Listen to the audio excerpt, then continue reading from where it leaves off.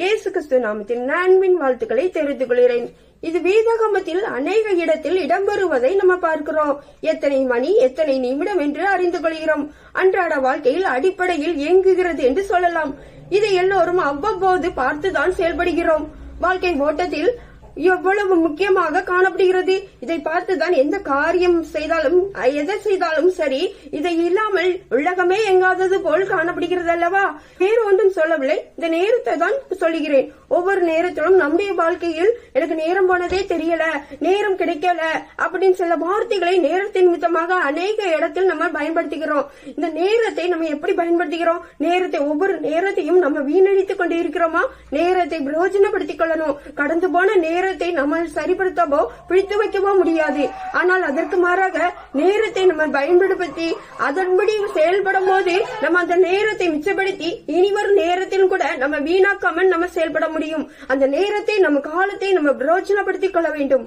வேதாந்தத்துல பாக்கிறோம். லூக்கா 12:40. நீங்கள் நினையாத நேரத்தில் மனுஷகுமாரன் வருவார், ஆகையால் நீங்களும் ஆயத்தமாயிருங்கள். நம்முடைய வாழ்க்கையில் தேவன் எந்த நேரத்தில் வருவார்னு தெரியாது. அதனால நினையாத நேரத்தில் மனுஷகுமாரன் வரும்போது நம்ம ஆயத்தமாக இருக்கிறோமா?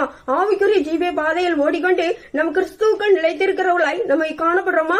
லூக்கா 12:10 பாக்கிறோம். தங்கள் எஜமான் கல்யாண விருந்திற்கு போயிட்டு வந்து வீட்டை தட்டும் போது உடனே அவனுக்கு திறக்கும்படி எப்பொழுது வருவார் என்று காத்திருக்கிற மனுஷனுக்கு ஒப்பாயிருக்கிறது. அதுபோலதான் நம் வெளியே போயிட்டு வர்றவங்களுக்கு தட்டும் போது நம்ம அதை திறக்கல, அவங்க தூங்கிட்டாங்கன்னா எப்படிப்பட்ட சூழ்நிலையில் இருப்பாங்களோ அப்படிப்பட்ட சூழ்நிலையில் தான் காணப்படும். நம்முடைய வாழ்க்கையில் தேவனுக்காக நம்ம ஆயத்தமாக இருப்போம். நீதிமொழிகள் 6:9 பாக்கிறோம். சோம்பேறியே, நீ எவ்வளவு நேரம் படித்திருப்பாய்? எப்பொழுது உன் தூக்கத்தை விட்டு எழுந்திருப்பாய்? இன்னும் கொஞ்சம் தூங்கட்டும், இன்னும் கொஞ்சம் உறங்கட்டும், இன்னும் கொஞ்சம் கை முடக்கி கொண்டு நித்திரை செய்யட்டும் என்று இருப்பாயோ? நம்முடைய வாழ்க்கையிலும் ஒருவேளை தூக்கத்தின் அடிப்படையில் தூங்கிக் கொண்டே நம்ம இருக்கிறோமா? நேரத்தை எப்படி நம்ம செலவு பண்ணுகிறோம்? நம்ம நேரத்தை வீணடித்துக் கொண்டே இருக்கிறோமா?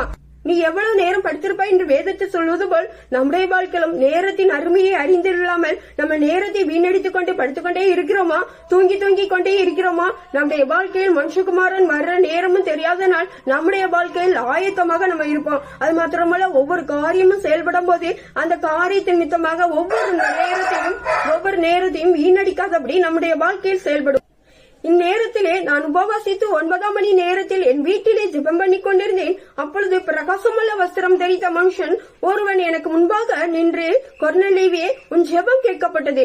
அவனுடைய வாழ்க்கையில் அந்த நேரத்தை எப்படி செலவு கொண்டு இருந்தான்? ஜெபத்தின் மூலமாக, உபவாசத்தின் ஜெபத்தின் மூலமாக செலவு பண்ணி கொண்டு இருக்கும் போது தேவதூதன் ஒரு வஸ்திரம் தரித்தது காணப்படுகிறார். உங்களுடைய வாழ்க்கையிலும் எப்படிப்பட்ட சூழ்நிலை காணப்படுறீங்க? அவனுடைய ஜெபம் கேட்கப்பட்டது போல் உங்களுடைய வாழ்க்கையிலும் ஜெபம் கேட்கப்படணும்னா மணி நேரத்தை செலவு பண்ணி உங்களுடைய வாழ்க்கையில் செயல்படுங்க. இங்க பார்க்கிறோம், நேரத்தை எப்படி பிரயோஜனப்படுத்திக்கிறோம்? நேரத்தையும் பிரயோஜனப்படுத்தி ஆவிக்குரிய காரியங்களில் செயல்படுத்திக்கிறோமா? ஏசப்பா சிலுவையில் தொங்குகிற அந்த நேரத்தையும் வேதாகமத்துல நம்ம பாக்குறோம். வேதத்துல கூட அநேக இடத்துல நேரத்தை பத்தி கூறப்பட்டுள்ளது. உங்களுடைய வாழ்க்கையிலும் சரியான பாதையில் நேரத்தை செலவிடுங்க. ஆவிக்குரிய ஜீவிய ஓட்டத்தில் ஆண்டவருக்காக நீங்க செலவிடும் போது தேவன் உங்களுடைய ஜெபத்தையும் கேட்க வல்லவர். அது மாத்திரமல்ல, எப்படி நீங்க செலவு பண்றீங்க? எசேக்கியா வியாதிப்பட்டு இருக்கும்போது ஏசாயா தீர்க்கதரிசி வந்து, நீர் உமது வீட்டு காரியத்தை ஒழுங்குபடுத்தும், நீர் பிழைக்க மாட்டீர், மரித்து போவீர் என்று சொன்னோடனே எசேக்கியா தன் முகத்தை சுபர்பரமாக திருப்பி ஏசப்பாட்ட விண்ணப்பம் பண்ணினார். ஏசப்பாட்டு விண்ணப்பம் பண்ணும் போது தேவன் அந்த விண்ணப்பத்தை கேட்கிறவராய் செயல்படுகிறார். முன்னையே உன் விண்ணப்பத்தை கேட்டேன், உன் கண்ணீரை கண்டேன் அப்படின்னு சொல்றாரு. ஏசாயா கிட்ட சொல்றாரு, நீ 15 வருஷங்களை நான் அவனுக்கு கூட்டி கொடுக்கறேன்னு சொல்லு அப்படின்னு சொல்லி. அப்ப சொல்லும் போது எசேக்கியா என்ன சொல்றாருன்னா, நான் இதை எப்படி நம்புவேன்? எனக்கு ஒரு அடையாளம் வேணும்னு சொல்லி கேட்கிறான். அப்ப அடையாளம் கேட்கும் போது 10 பாகை முன்னிட்டு போகணுமா, உனக்கு 10 பாகை பின்னிட்டு போகணுமான்னு கேட்கும். அப்ப எசேக்கியா சொல்றாரு, 10 பாகை முன்னிட்டு போவது லேசான காரியம், 10 பாகை பின்னிட்டு போகணும்னு சொல்லி கேட்கிறான்.